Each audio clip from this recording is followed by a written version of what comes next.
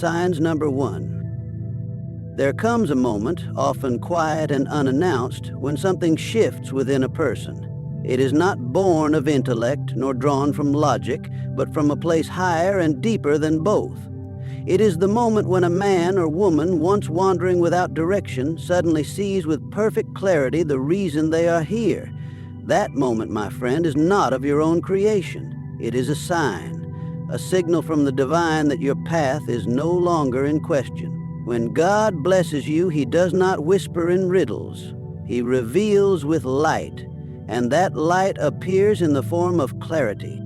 The man blessed with divine favor no longer questions what to do with his life. His mind, once cluttered with distraction and doubt, now cuts through noise like a blade through silk. He wakes each morning not with questions but with purpose, not with hesitation but with focus. This clarity does not mean the path is easy, but it does mean it is known. When God chooses to bless a soul, He does not hand out comfort. He hands out mission. And with mission comes the inner knowing that you are walking in alignment with something far greater than yourself. A person operating under divine clarity does not look to the left or right to compare himself with others. He is not consumed with what his neighbor earns, what position his colleague holds, or what recognition his peers receive. He has no need for applause, for he knows that the only approval that matters has already been granted. His work, however small it may appear to others, becomes sacred. Washing floors, building empires, raising children, all done with the same devotion, the same inner fire, because the task has been touched by purpose. When this clarity comes, it eradicates excuses. The blessed man no longer says, "I'll try," or "I might." He says, "I will." He no longer waits for motivation. He moves with resolve. Doubt shrinks in the presence of divine direction, because when a man knows why he was created, no fear can hold him.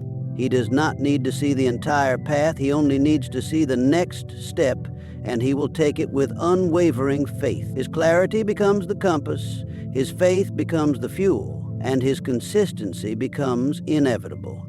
Such a person attracts others not because he seeks attention, but because purpose is magnetic. People are drawn to the fire of someone who knows where they are going. Opportunities follow direction. Resources follow resolve. The man with divine clarity becomes a beacon, and others feel safer, stronger, and more certain just by walking beside him. And yet, he walks alone, not in loneliness, but in communion with something greater, with the source that breathed this clarity into his soul.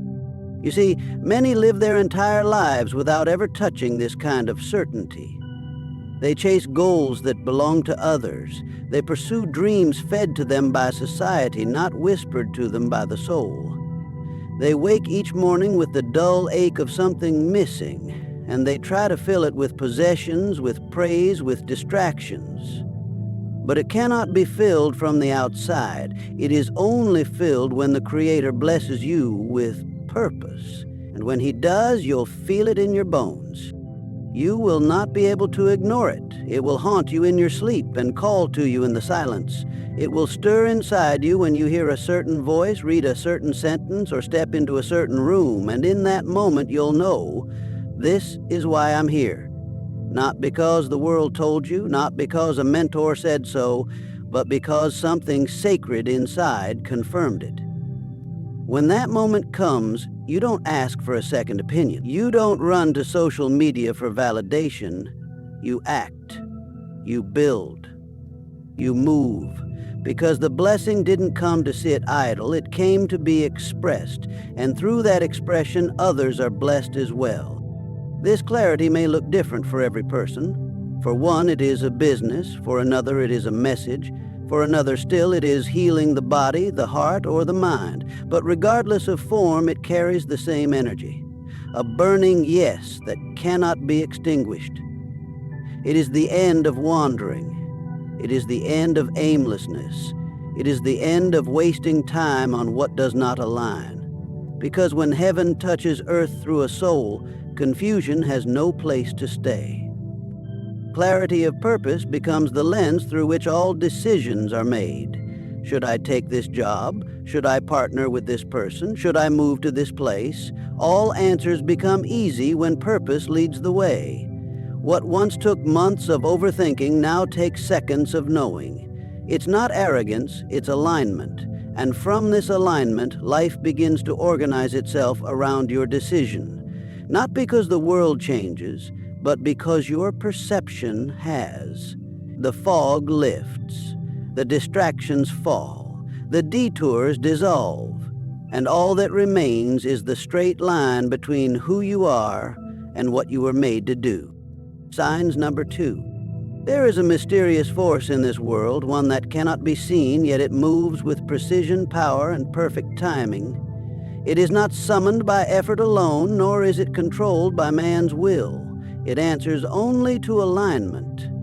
When a person is walking in the direction of their true purpose, when they are blessed and connected to their calling, they no longer chase opportunity. Opportunity begins to chase them. This is not fantasy. This is the law of spiritual magnetism in motion.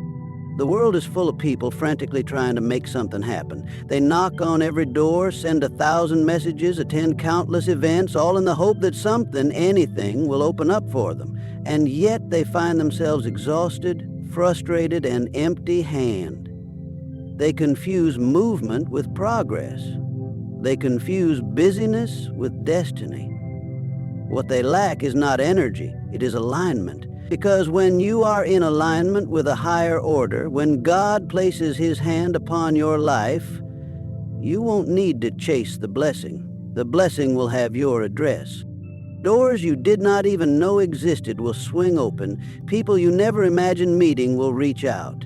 Emails will come, calls will be made, introductions will be offered, not because you forced them, but because you became the kind of person that blessings are drawn to. The inner work always precedes the outer result. You do not attract what you want, you attract what you are. And when you are blessed, favor begins to follow you like a shadow in the sun. There will be moments when it will seem as though everything is happening at once. A cascade of opportunity will rush into your life. Not because you were lucky, but because you were ready. You did not beg for the door, you became the key. That readiness is the result of your alignment with divine purpose. It is the byproduct of persistence in the unseen, of choosing integrity when no one is watching, of working quietly while the world sleeps, knowing that your time will come. And then, one day, without warning, your time does come. The meeting you thought was routine turns out to be pivotal. A chance conversation plants a seed that blossoms into something much bigger than you imagined. A stranger becomes a lifelong ally. A yes that you weren't even looking for lands in your lap. But make no mistake, none of it is accidental. Every divine opportunity is drawn to the frequency of your preparation. They are not miracles in the sense of randomness. They are confirmations that you have entered into the flow of your divine assignment. When God blesses you, He does not only change your heart, He changes your orbit. You find yourself in rooms you couldn't buy your way into. You gain favor with people who owe you nothing. Suddenly, your name is spoken in places your feet have never walked. Your work is recognized in circles you didn't even know existed. And while others are still shouting for attention, you are being quietly recommended. Not because you played the game, but because you followed your purpose. This is not about shortcuts. The person walking in divine favor is not lazy. In fact, they often work harder than most. But their work is infused with meaning. Their effort is multiplied by grace. And so, 1 hour of work from a person in alignment can produce more fruit than 10 hours of labor done out of desperation. This is the economy of heaven. It is not based on how loud you are, how connected you are, or how clever you appear. It is based on how deeply rooted you are in the truth of who you are. People may look at your life and call it lucky. They may say, you're in the right place at the right time. But you will know better. You will know that it wasn't luck. It was the harvest of years spent sowing seeds in silence. It was the result of choosing obedience over opinion. You weren't chasing, you were becoming. And in becoming, you became visible to blessings that had been waiting for you all along. Opportunities, real ones, don't respond to noise, they respond to energy. The energy of someone who is clear, committed, and consecrated to their path. You can't fake that kind of energy. You can't manufacture it through branding or clever marketing. It is born in the furnace of faith and refined in the grind of discipline. And once it is present in your life, doors begin to swing open, not just one, but many. Not because you are trying to prove yourself, but because you are finally being revealed as who you were created to be. It is a humbling thing when life begins to come to you. It shifts your posture. You realize that you no longer have to beg for crumbs when you've been given the authority to own the table. You do not need to manipulate, convince, or push. You simply need to stay in alignment, continue to serve, and remain open. And from that place of quiet certainty, life bends toward you. Signs number 3. There is a kind of peace the world cannot offer. It does not come from money in the bank, praise from the crowd, or even the certainty of success. It is not the result of perfect conditions, but the presence of something higher within you. This peace is not passive, it is powerful. It does not mean the absence of problems, but the presence of divine assurance. When you have been truly blessed, when your life has been touched by the hand of the Creator, you begin to carry a stillness that nothing outside of you can shake. Most people live in reaction. Their peace is conditional. If the bills are paid, if the relationships are calm, if the path is clear, then they feel calm. But when pressure comes, when things fall out of place, when uncertainty creeps in, their peace evaporates like mist under the sun. But the person who has received divine favor carries a different kind of peace. It is anchored, it is rooted, it is not dependent on outcome. It is the kind of peace that stares into a storm and does not flinch. It is the kind of peace that walks through fire and remains unburned. It is not because the fire isn't real. It's because the soul walking through it knows something greater than the flames. This inner peace is not learned in books. It is not developed through theory or technique. It is born through trust. Trust in the source that called you, chose you, and equipped you. When you know that you are walking a path divinely ordered, there is no need to panic when things don't go as planned. The person walking in divine blessing understands that delays are not denials, detours are not dead ends, and closed doors are not rejections. They are redirection. And because of that awareness, they move with calm conviction, even in chaos. You will notice it in the way they speak. They do not rush. They do not ramble. There is authority in their tone and grace in their silence. They do not need to prove, defend, or compete. They know who they are and whose they are. They've seen enough to understand that life is not random, that every challenge has purpose, that every test is shaping them for what's next. And so, they don't crumble when plans fall apart.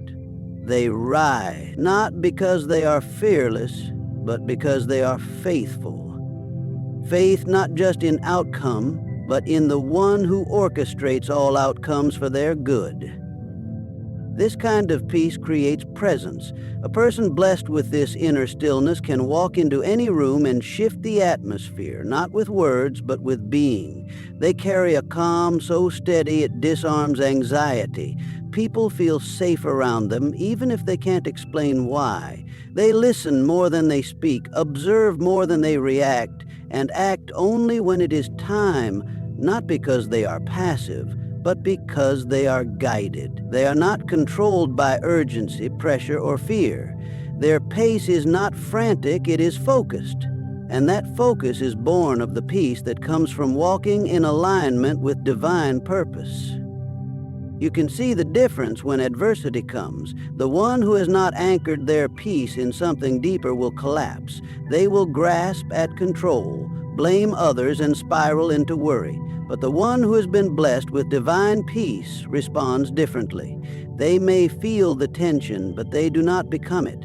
They may feel the weight, but they do not carry it alone. They return to the place within where stillness speaks louder than noise, where hope is not a theory but a presence. And in that presence, they are reminded, you are not alone, you are not abandoned, and you are not at the mercy of circumstance.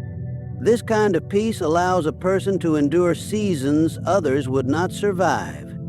It gives them the patience to wait when others would rush. It gives them the strength to stand when others would fold. And it gives them the clarity to see purpose even in pain. This peace does not protect you from problems. It transforms how you face them. It is the armor that keeps your spirit steady when the world around you shakes. It is not loud or dramatic, it is quiet, but it is undeniable. And those who encounter it, even briefly, know they have touched something holy. When a person walks in this kind of peace, they begin to make decisions not out of fear, but out of wisdom. They don't say yes because they're afraid to lose something, and they don't say no because they're afraid to disappoint. They are not driven by scarcity or manipulated by urgency. Their decisions are rooted in discernment. They have learned to wait for the peace before they move, and when that peace is present, even if the path makes no logical sense, they trust it, because they have learned that peace is a compass more reliable than sight. Inner peace is not passivity. It is a weapon. It is a shield. It is proof that the person has transcended the pull of the world and entered into the rhythm of divine flow. It is what allows them to carry success without arrogance, endure failure without shame, and love others without condition. This peace does not mean they feel no pain, but that pain no longer rules them. They do not need to escape life to feel free. They are free in the middle of it, and it shows in their walk, their eyes, their silence, and their fire. Signs number 4. There comes a time in a person's journey when the weight of struggle begins to lift. Not because life has become easier, but because alignment has replaced effort. When divine favor is upon a life, things that once felt like climbing uphill now move with a sense of flow. It is not that you stop working. You still rise early. You still push. You still show up. But there is a wind behind your back, an invisible force accelerating your progress in ways that effort alone could never accomplish. Most people believe that breakthrough comes only after years of grinding, suffering, and sheer force of will. And yes, there are seasons where sweat is necessary, where persistence must be paid in full. But when you enter into a season of divine blessing, the rules begin to shift. The results no longer match the struggle. What used to take 10 steps now takes 1. What used to require permission now opens without a knock. What was once delayed now appears in divine timing, with ease that confuses the logical mind. This is not coincidence. It is confirmation that you are now moving in rhythm with a power greater than your own. You begin to notice how situations resolve themselves without your interference. People who once resisted now cooperate. Resources that were scarce now flow. The path that was once filled with obstacles begins to smooth out. This is not to say the journey becomes without challenge, but the resistance that once drained you loses its grip. The weight of striving gives way to the momentum of grace. You are still working, but you are no longer wrestling. You're still building, but you are no longer burdened by the same frustration that once stalked your every move. This acceleration is not the result of shortcuts. It's the reward of preparation meeting providence. It's what happens when you've been refined in silence, tested in obscurity, and then called forth at the right time. When your character has caught up to your calling, life opens up in ways that effort alone could not produce. The unseen groundwork you laid in faith begins to produce visible results. Seeds sown in previous seasons now bloom in unexpected abundance. You don't always see the cause, but you cannot deny the effect. Accelerated progress is not always loud. Sometimes it's subtle. You begin to make decisions faster, with more confidence. You trust your instincts more, second-guess yourself less. Time seems to stretch in your favor. You get more done in less time. You meet the right person at just the right moment. You make the call you've been putting off for months, and everything shifts. And you know deep within, this is not luck, not chance, not a fluke. This is the result of divine alignment doing what only it can do, turning your pace into progress, your obedience into overflow. Others may watch you and wonder how things are happening so quickly. They may say you came out of nowhere. They'll speak of overnight success without seeing the years spent in hidden discipline, the silent sacrifices, the prayers, the tears, the relentless faith that never made it to a stage. But you'll know better. You'll know that this acceleration is not about skipping the process. It's about what happens when the process is complete. When the time has fully come, the blessing doesn't knock. It walks right in. There will be moments when what you touch multiplies. You'll release a project and it will go further than anything before it. You'll speak a word and it will impact more people than you ever imagined. You'll make a move and it will create a ripple effect that changes not just your life, but the lives around you.